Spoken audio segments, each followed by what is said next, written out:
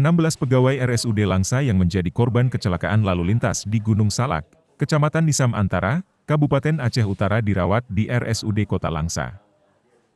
Sementara 2 lainnya dirawat di RS Arunok Semawe karena mengalami luka parah dan 2 orang yang mengalami luka ringan telah diizinkan pulang.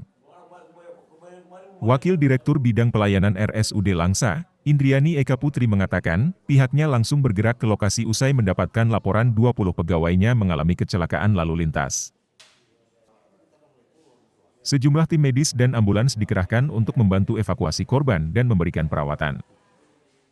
Jadi dari 20 orang yang ada di dalam mobil bus yang membawa karyawan kita ke Takengon, 2 orang saat ini masih di Rumah Sakit Arun, 1 orang dalam keadaan kritis, itu ibu dan anak, dan 1 orang lagi patah tulang paha. Kemudian 18 orang kita rawat alih ke Rumah Sakit Umum Daerah Hamsa. Jadi tadi malam langsung kita kerahkan nakes kita untuk menjemput 18 orang karyawan kita, dan kita saat ini sudah ditangani di Rumah Sakit Umum Daerah Hamsa.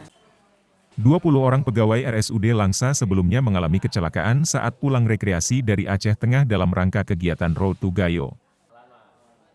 Rekreasi tersebut merupakan penghargaan terhadap pegawai yang selama ini bekerja maksimal dalam peningkatan pelayanan dan kinerja. Kecelakaan lalu lintas di Gunung Salak yang terjadi pada Minggu malam 9 Oktober melibatkan 3 mobil. 1 orang dilaporkan meninggal dunia dan belasan orang lainnya mengalami luka-luka. Tim Liputan Aceh Video.